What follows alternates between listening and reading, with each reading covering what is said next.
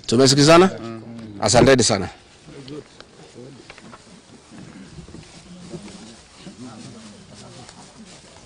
Karungo.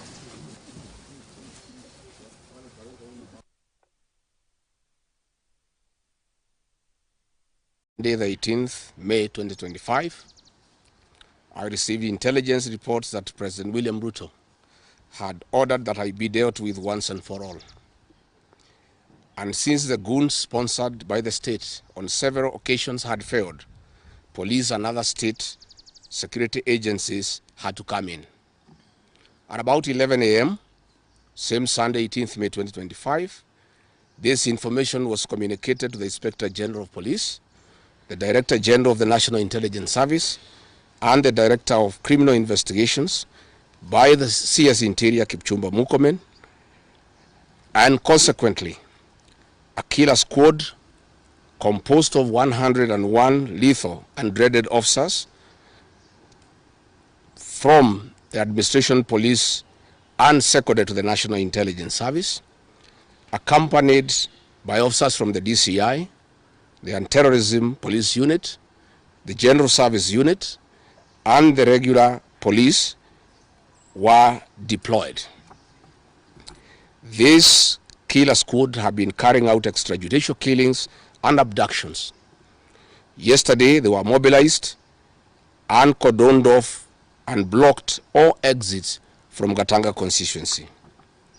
This squad was armed to the teeth and hooded and with masks to conceal their identity because of the heinous acts they wanted to commit on us. This is despite that there are existing guidelines from the High Court that officers should be in uniform and not conceal their identity. At about 2:30 p.m., we received further intelligence from the deployed patriotic officers who are not in agreement with the information that they had clear instructions to plant arms and weapons in our convoy to provide evidence to arrest us and get evidence that they could charge us with in court.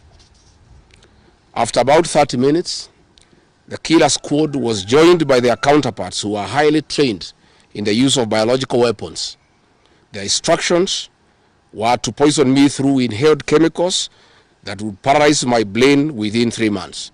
This was the intent and the purpose of the whole operation. My team and I sought alternative routes as guided by the deployed security personnel, majority of whom are our supporters and opposed to what is going on.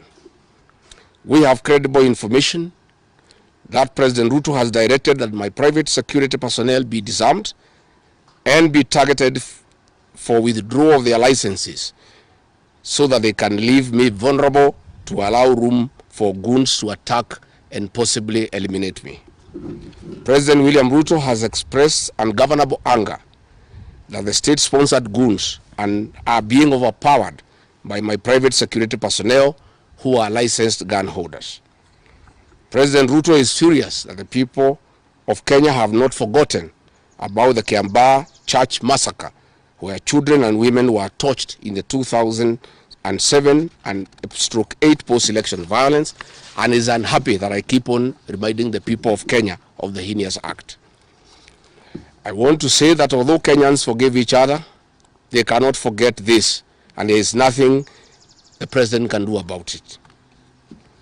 The president was also utterly livid that I exposed his grabbing of 5-acre piece of land inside Gong Forest, where he intends to put a private hotel.